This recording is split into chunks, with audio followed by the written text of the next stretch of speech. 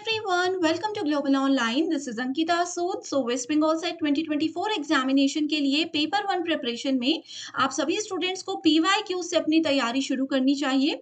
इससे आपको ये पता चलेगा कि एग्जामिनेशन का लेवल क्या है, कैसे क्वेश्चंस पेपर में पूछे जाते हैं। एंड स्टूडेंट्स, आप सभी को हेल्प करने के लिए PYQ सीरीज में आज हम 2023 में पूछे गए पेपर वन को डिस्कस करने वाले हैं। इस पेपर में जो भी क्वेश्चंस आए थे उनको हम अच्छे से समझेंगे। ट्रिक्स भी आपको बताऊंगी कि कैसे एग्जाम में करेक्ट आंसर्स को आइडेंटिफाई किया जा सकता है। तो फिर इसी के साथ शुरू करते हैं। What type of evaluation is used for monitoring the learning process of students? ये question unit number 1 teaching aptitude से पूछा है। इसमें आपसे मूल्यांकन का यानी कि इवैल्यूएशन का एक ऐसा प्रकार पूछा गया है जिसमें कि स्टूडेंट्स के लर्निंग प्रोसेस यानी कि जो सीखने की प्रक्रिया होती है उस पर कैसे टीचर नजर रख सकते हैं और उनको अच्छे से गाइड कर सकते हैं, ये इस सवाल में पूछा है। वो कौन सा मेथड होता है, समेटिव, फॉर्मेटिव, डायग्नोस्टिक या एसिमिलेटिव। सेट और नेट पेपर वन के लिए सबसे इंपॉर्टेंट दो टाइप से जहां से क्वेश्चंस आते हैं वो है समेटिव और फॉर्मेटिव इवैल्यूएशन, योगात्मक और रचनात्मक मूल्यांकन। और इस सवाल का सही उत्तर है option number 2, that is formative. क्यों? क्योंकि लर्निंग प्रोसेस के बारे में बात की है। लर्निंग प्रोसेस कब होती है? जब क्लास में टीचर बच्चों से या बच्चे टीचर से क्वेश्चंस पूछते हैं तो बच्चे को एक प्रोग्रेस करने का समय मिलता है, तरक्की करने का समय मिलता है, अपने आप में चेंजेस करने का समय मिलता है। तो वो जो भी प्रॉपर्टीज यहाँ पर दी हैं वो सब फॉर्मेटिव की होती है, इसलिए सही उत्तर है ऑप्शन नंबर 2। आगे बढ़ने से पहले आपको बता दूं स्टूडेंट्स की पेपर वन प्रिपरेशन के लिए प्रॉपर गाइडेंस के साथ और एग्जाम के लेवल के साथ अगर आप तैयारी करते हो तो 100 में से 85 प्लस स्कोर करना बहुत आसान हो जाता है। आपके फर्स्ट अटेम्प्ट में आप क्वालिफाई करना चाहते हो तो इस कंप्लीट कोर्स को जरूर ज्वाइन कीजिए।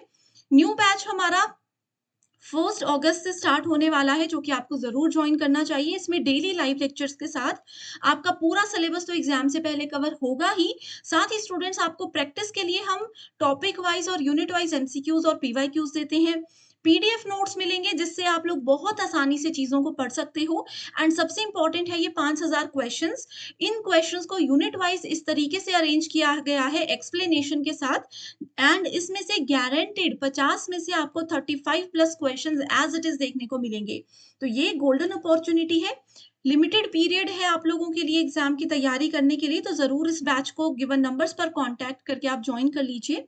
साथ ही कुछ फ्री वीडियोस और मॉक टेस्ट भी सैंपल आप देख सकते हो जो कि ग्लोबल ऑनलाइन ऐप पर मिलेंगे। सर्च बार में आप यहाँ पर कोर्स का नाम लिखिए, जैसे ही कंटेंट पर जाते हो आपको separate Hindi English bilingual separate courses मिल जाएंगे।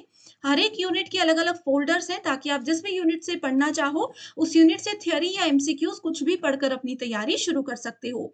और कोई सवाल पूछने हैं तो नंबर्स पर हमसे कांटेक्ट कर लीजिए। आगे है, what is an instructional strategy and a type of blended learning which requires pupil complete readings at home and work in live problem solving during class time. एक न्यू टीचिंग, एक new classroom introduce किया गया है digital India के अंदर, जिसमें कि ये बोला जाता है, जिसका नाम दिया है ब्लेंडेड लर्निंग। ब्लेंड करने का मतलब क्या होता है? दो चीजों को मिक्स कर देना, राइट? दो चीजों को मिक्स कर देना। तो यहाँ पर भी एजुकेशन को, लर्निंग को मिक्स कर दिया गया है। इसमें ये बोला है कि पर्सन जो है उनको पीडीएफ नोट्स दे दिए जाएंगे, वो अपने घर में कंप्लीट रीडिंग उसकी करके आएंगे। अब उसी चीज से रिलेटेड अगर कोई क्वेश्चन आपको पूछना है, कोई डाउट आपके माइंड में है, तो वो पूछने के लिए आप क्लास में जाओगे और वहां पर पूछ सकते हो। तो ये कौन सी टीचिंग स्ट्रेटेजी है? इसको कौन सा क्लासरूम बोलते हैं? Virtual classroom? No. Google classroom? No, क्योंकि ये एक ऐप है, ठीक है। हाइब्रिड होता है, सारे मिक्सचर, सबका थोड़ी थोड़ी प्रॉपर्टी मिला करके, तो ये भी गलत होगा। सही आंसर है फ्लिप्ड क्लासरूम। फ्लिप कर दिया है, उसको पलट दिया है, उसको उल्टा कर दिया है। पहले क्या होता था, बच्चे स्कूल में चीजों को पढ़ते थे, जो डाउट्स होते थे वो या तो पेरेंट्स से पूछते थे घर पे आके, नेक्स्ट डे स्कूल में पूछते थे या ट्यूशन में पूछ लेते थे। अभी इसमें फ्लिप हो चुकी है, चीजें उल्टी हो चुकी हैं। बच्चा पढ़ेगा घर में, कोई डाउट है तो वो क्लास में जाएगा, ठीक है। APA format is a writing style, guide and format produced by, ये यूनिट नंबर 2 रिसर्च में से क्वेश्चन है। आपको कुछ नहीं देखना है, आपको सिर्फ APA की फुल फॉर्म पूछिए, जो कि है अमेरिकन साइकोलॉजिकल एसोसिएशन।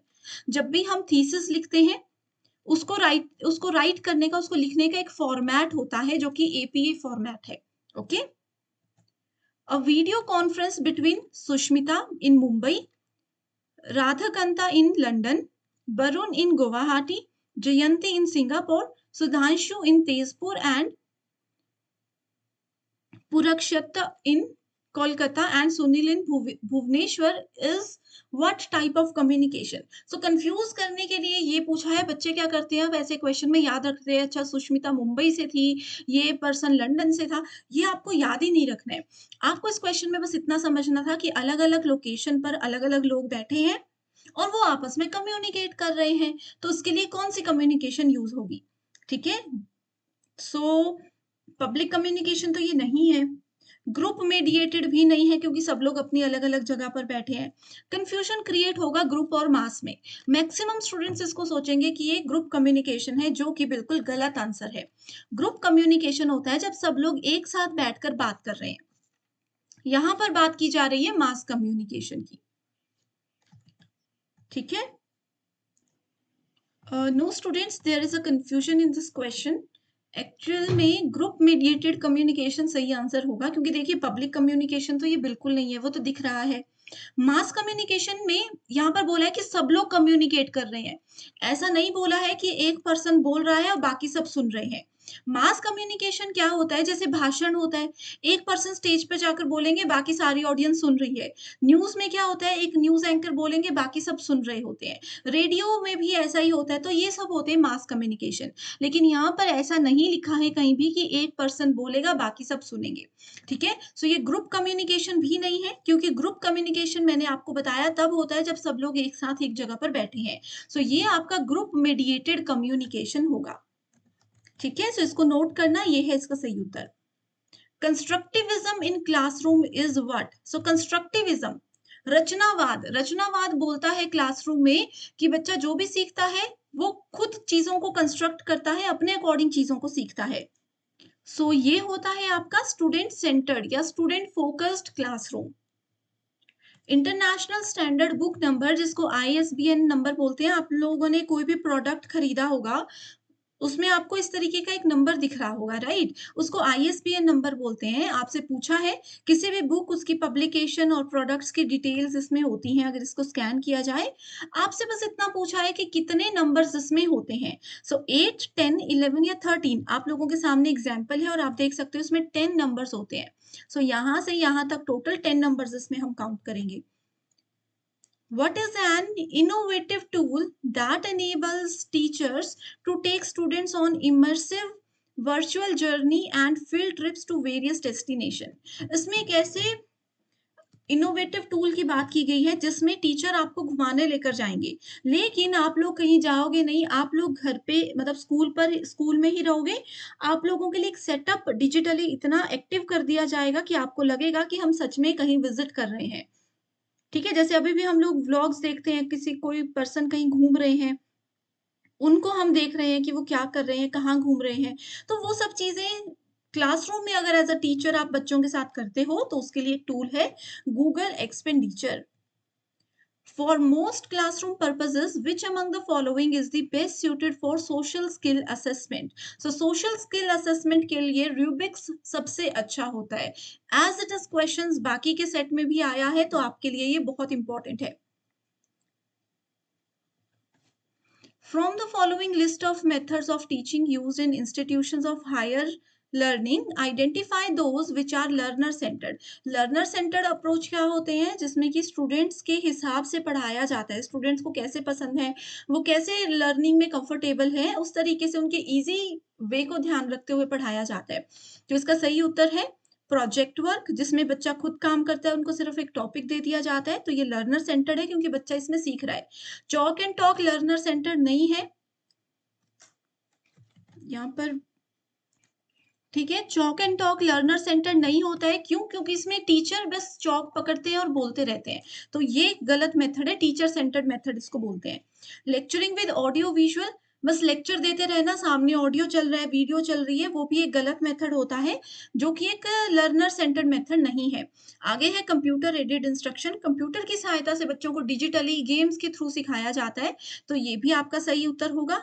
1 तो है ही। सो देखते हैं 1 एंड 5, 1 एंड 4। सो 1 एंड 4 की जोड़ी सिर्फ हमें यही देखने को मिल रही है, तो आंसर होगा ऑप्शन नंबर 2। ठीक है, तो स्टिमुलस एंड रोल प्ले।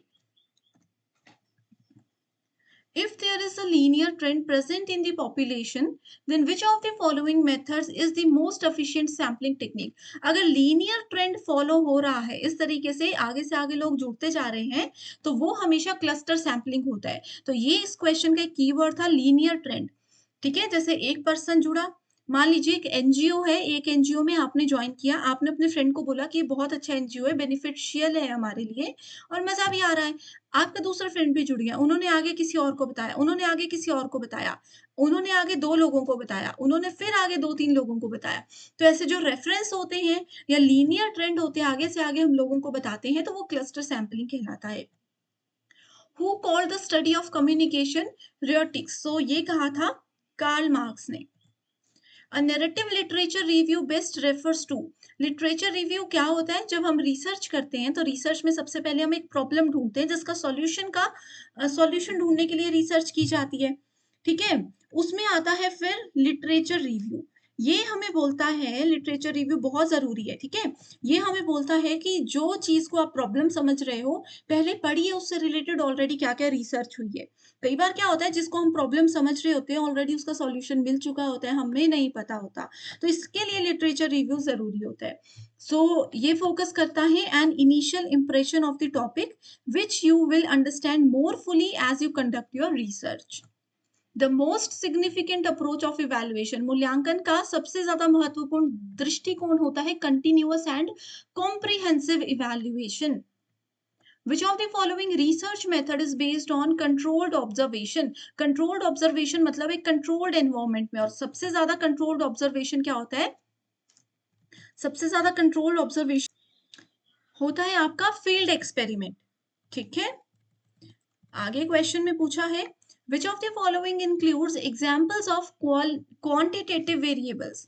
ठीक है, सो यहाँ पर मात्रात्मक अनुसंधान की बात की जा रही है, मात्रात्मक चर की बात की जा रही है। सो कौन कौन सी चीजें आती है? अब देखो, मात्रा है, क्वांटिटी है, मतलब नंबर्स तो जरूर होंगे। ठीक है, सो इसका सही आंसर है ए एंड सी। देखिए, ए में एज, टेम्परेचर, इनकम, हाइट, ये सब हम किसी को नंबर बताते हैं ना, कितनी इनकम है ये नंबर है, कितनी हाइट है ये नंबर है। अब किसी का जेंडर क्या होगा? जेंडर कोई नंबर तो नहीं होगा, जेंडर क्या है, 1 है, 2 है, नहीं होगा, मेल होगा या फीमेल होगा। तो क्वांटिटी यानी कि कोई नंबर ये नहीं दे रहा है। किसी के grade point, anxiety level, reading performance क्या है, ये भी नंबर बता रहे हैं। तो यही इस क्वेश्चन में पूछा था। तो बहुत आसान क्वेश्चंस है। मैं उम्मीद कर रही हूँ स्टूडेंट्स, आप लोगों को सभी क्वेश्चंस अच्छे से समझ आ गए होंगे। अगर इसी का पार्ट 2 आपको चाहिए तो मुझे एक बार कमेंट करके बता दीजिए, और भी पीवाईक्यूज अगर चाहते हो तो मैं जरूर आप सब स्टूडेंट्स की हेल्प करूंगी। So thank you so much everyone and I wish you all the very best.